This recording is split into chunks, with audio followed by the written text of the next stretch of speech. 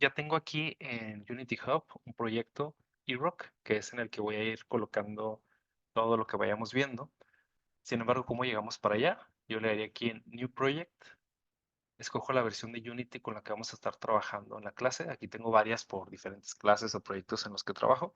Elige la más actual para la clase, que si no me equivoco era la 2022-317. Bueno, y aquí te ofrece varias plantillas sobre las cuales podemos empezar a trabajar. Normalmente yo trabajo con 2D Mobile, porque los juegos que hacemos generalmente son de móviles.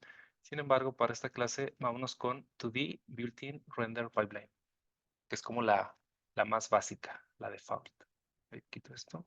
Y pones la organización. Aquí creas una organización para tu cuenta personal a tu nombre, la ruta donde quieres que estén. Yo te recomiendo que esté lo más pegado a C, dos puntos, diagonal dev, por ejemplo, diagonal XP o algo así. Si tienes una ruta muy larga, puedes llegar a tener problemas más adelante. Entonces, la ruta lo más corto, lo más pegado al C o al D, dependiendo. Le pones el nombre de tu proyecto y yo lo desconecto de Unity Cloud. Por lo menos para esta clase no vamos a necesitar las características de nube de Unity y el control de versiones de Unity. Entonces esto pues, no es necesario que lo tengamos. Le harías clic en crear proyecto, tarda un rato, tarda unos 15 minutos. Entonces vamos a ver aquí un ejemplo donde ya cargue todo eso, ¿no? Lo primero que vamos a hacer es trabajar con una escena. A mí me gusta borrar la escena de muestra para que no me haga ahí ruido y crear una escena desde cero. Entonces creamos con el botón derecho una escena y me gusta ponerle main gameplay, aunque después vamos a poner nombres como más descriptivos. Por lo pronto para esto, pues gameplay principal, main menu, etcétera. También lo primero que me gusta hacer al momento de estar aquí en la escena, la jerarquía, bueno, varias cosas. Normalmente tenemos una vista parecida a esta, la cual no es la que me parece más adecuada. Como la consola la trabajamos mucho, la empujo aquí hacia la derecha. Entonces ya tengo los elementos del proyecto, la consola que me permite ir debugueando números o disparadores o situaciones que pasan durante el juego. Y también, sobre todo cuando trabajamos en móviles, ayuda un poco. Me gusta separar escena y juego para ver todo en una sola vista cuadrada. O también pudiera ser una vista horizontal o vertical, dependiendo el proyecto. Bueno, aquí no las tengo programadas las horizontales, pero bueno, la voy a poner así mientras, ¿no? Y el inspector, pues siempre es bueno dejarlo a la derecha. Esta es la vista que a mí más me funciona. Hay varias. Lo que puedes hacer aquí en este botón es guardarlas y ya rápidamente las puedes cambiar con un solo botón. Entonces aquí le voy a poner la que hizo en XP contra diferentes que se utilizan en si es un juego 3D, si es un juego 2D. Yo para 2D prefiero esta. Y bueno, entonces ya tenemos aquí una escena principal que ya tiene una cámara. Lo primero que hago, sobre todo dependiendo del tipo de juego, es poner el fondo de la cámara aquí en el background en un color que a mí me guste. Por ejemplo, gris o negro o algo que represente con lo que voy a jugar. Por ejemplo, algunos juegos de cartas, pues me gusta verde como si fuera una mesa de un casino o algo así. Bueno, tú eliges lo que quieras. Vamos a ver en este video lo primero, lo principal sobre el motor de físicas que ya tiene integrado Unity. Unity trae un motor bastante potente, tanto en 2D como en 3D, para diferentes cosas que vamos a utilizar en muchos juegos. Por ejemplo, gravedad, caídas, colisiones, rotaciones. Vamos a irlo viendo poco a poco. Generalmente te recomiendo que utilices ese motor para tus proyectos. Hay algunas veces que conviene utilizar motores diferentes o dependiendo de lo que vas a hacer, simularlo con otras cosas. Pero para la mayoría de los proyectos yo creo que con el motor default de Unity de físicas es más que suficiente para muchos comportamientos que vamos a tener que en un juego real. Entonces, lo primero que haríamos aquí en la jerarquía es crear un objeto vacío donde vamos a ir colocando los elementos, que por ejemplo puede ser algo así como game objects o main components.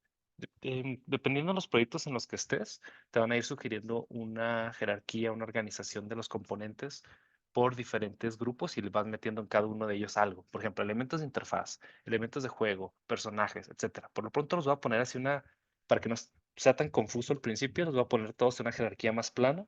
Conforme tengas más elementos, va a haber una jerarquía que se le llama una estructura más organizada, más detallada. Por lo pronto, vámonos con lo básico.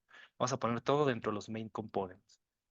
Dicho eso, dentro del main components voy a hacer clic botón derecho y luego to the object y en sprites vienen varias como elementos básicos, más allá de poner una imagen o de poner algo físico, algo visual. Ahorita vamos a empezar con o cápsulas o con círculos o cuadros.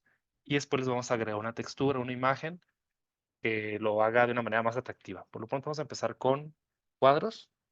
Este cuadro yo lo puedo estirar. Si vamos a poner que estuviera aquí seleccionado, yo puedo alternar entre estas herramientas con las teclas Q para moverlo. Esto es para mover la cámara. W para mover el objeto. E para rotarlo. ¿Ve? Este para escalarlo. No te recomiendo que lo escales con esta todavía, sino que lo hagas con la herramienta Rect. Esto tiene ciertos comportamientos más interesantes. Entonces, por lo pronto, los cuadros y ciertos sprites, crécelos con, no con escalado, sino con Rect. Vamos a ver algo importante aquí. Si yo lo hago más grande, mientras que si yo lo hago con esta herramienta, pues vemos que tiene ciertas implicaciones que más adelante cuando vemos contenedores nos van a hacer más sentido. Por lo pronto vas a decir, pues es casi lo mismo, ¿no? Nada más que en este, pues yo lo crezco en un eje, mientras que en esto yo puedo seleccionar las esquinas. Por ahora, pues va a ser prácticamente lo mismo, ¿no? Y esta herramienta de transformación yo no la utilizo mucho, pero nos permite combinar pues un poco de lo que estuvimos platicando en uno solo. Yo soy más fan de hacerlo separado, pero pues se puede hacer de cualquier manera, ¿no? Entonces vamos a dejar nuestra primera plataforma. Vamos a ponerla aquí. Y se me hace que está muy ancha. Vamos a poner algo así. Por lo pronto, para esta primera iteración, este primer prototipo, vamos a poner que las plataformas sean de un color diferente. ¿Qué te gusta? ¿Un gris oscuro? Tal vez. Digo, un gris oscuro, un azul oscuro. Eh, no sé, a ver, algo así. Un azul grisáceo. ¿Por qué? Pues porque quise, ¿no? Vamos a agregar, y vamos a cambiar vamos a cambiarle el nombre a esta plataforma. ¿Cómo le puedo hacer? Le puedo hacer, dependiendo si estás en Windows o en Mac, botón derecho y luego rename o con F2 en el teclado y luego ya le pones platform. Si le haces doble clic en el Game Object, se hace como un zoom in para que lo observes completamente en la pantalla. Y ya si le haces doble clic al padre, al contenedor, uy, por ejemplo a la cámara, pues ya podemos ver que se observa todo lo que estás viendo en la pantalla en este momento, lo cual puede ser útil dependiendo de lo que queremos observar. Bueno, esta es la plataforma, pero va a haber varias, entonces esta va a ser una plataforma A. Y dentro de Main Components agregamos un objeto 2D que va a ser otro cubo, bueno, en este caso un cuadrado, mejor dicho, que lo voy a poner aquí. Y me gusta el color blanco por lo pronto. Entonces, si yo le doy play, vemos que no ocurre nada. El motor de física no dice pues que se caiga el cubo o que pase algo. Entonces, simplemente se quedan estáticos. Para que empiecen a pasar cosas, y esta va a ser nuestra nave, en el inspector vamos a empezar a agregar ciertas cosas. Lo primero va a ser un Rigid Body 2D. Si no hice nada, va a ser en 3D y nos va a afectar porque tenemos la vista en 2D. Entonces tiene que ser Rigid Body 2D. Y nos da varios tipos de cuerpo. Te voy a pedir que investigues la diferencia entre Dynamic, Kinematic y Static. Pero por lo pronto lo voy a dejar dinámico, que es el default. Le voy a dar play y vemos que empieza a caer, pero no chocó contra la plataforma. ¿Por qué? Porque la plataforma no tiene un rigid body. Pues vamos a ponérselo.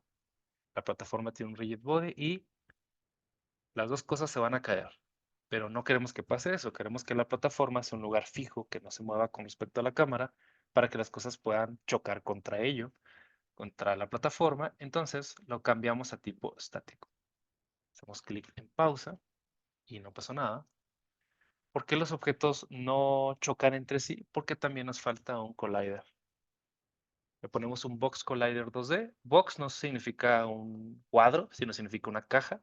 Si hacemos clic aquí en Edit Collider, vemos que aparecen estos selectores verdes que nos permiten definir el tamaño, la forma del objeto, de la forma sobre lo que va a colisionar el cubo.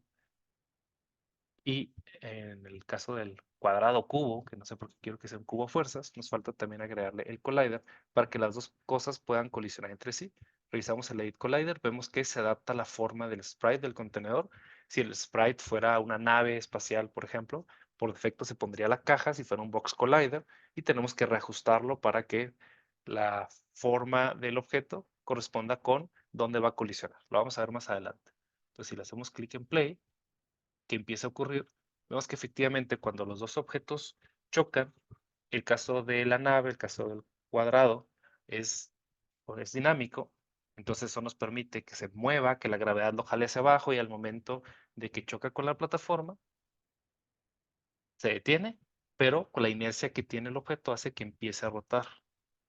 Ahora, ¿cómo pudiéramos detener que dijéramos, oye, no quiero que rote, quiero que el objeto simplemente caiga?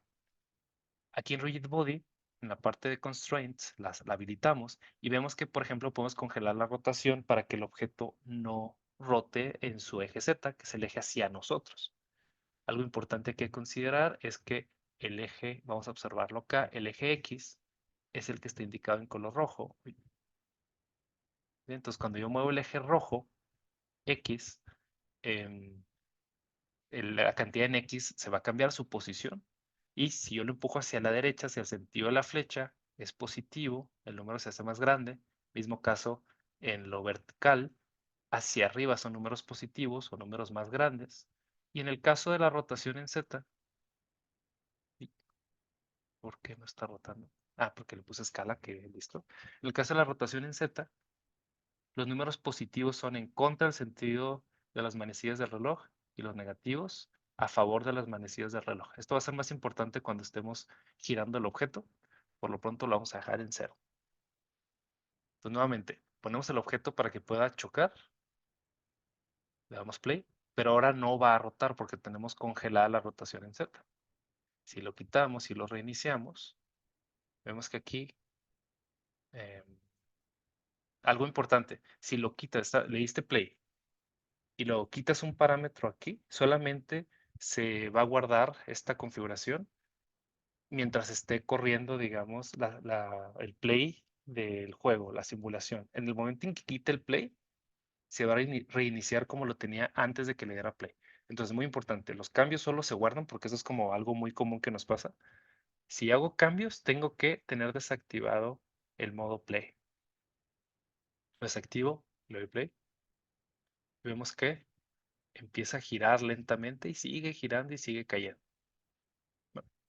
Bueno, también algo que podemos hacer una vez que ya tenemos la plataforma es convertirlo en prefab como lo hemos visto anteriormente.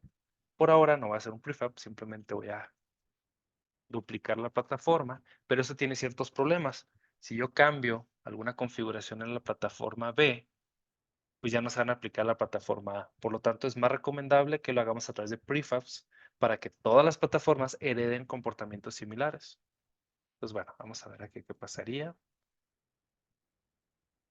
Uy, cae muy lento. Vamos a nuestro cubito, moverlo un poquito para acá, para que caiga un poco más rápido y lo vuelvo a topar y ya. El motor de físicas automáticamente nos hereda algunas cosas que pueden ser interesantes para nosotros. Por ejemplo, en el caso de que ya tenemos el rigid body y tenemos también las colisiones, podemos generar cosas interesantes como rampas o los rebotes que estuvimos platicando, o pues ya es algo que iremos configurando poco a poco. En nuestro juego no vamos a tener tantas ni rampas, ni choques, ni colisiones tan interesantes, más que simplemente jalar hacia abajo y empezar a mover nuestra nave hacia la izquierda, derecha y rotarla un poquito. Si hacemos un ejercicio de imaginación, pues nuestra nave va a hacer movimientos parecidos así, y luego lo vamos a empujar en el sentido hacia donde está nuestro impulsor o nuestro cohete, por llamarlo de esa manera. Pero eso lo veremos más adelante. ¿Y qué más puede ser interesante? La gravedad también puede ser interesante. Si, por ejemplo, aquí le doy en esto, pues cae más rápido, ¿no? Rápido es como algo que tenemos que analizar más a profundidad porque tenemos el tema de la masa, del arrastre, entre otras cosas acá más interesantes. Por lo pronto, solamente nos vamos a enfocar en la cantidad de la gravedad y la masa, que no es lo mismo que el peso, pero pues es algo que podemos ir platicando más adelante.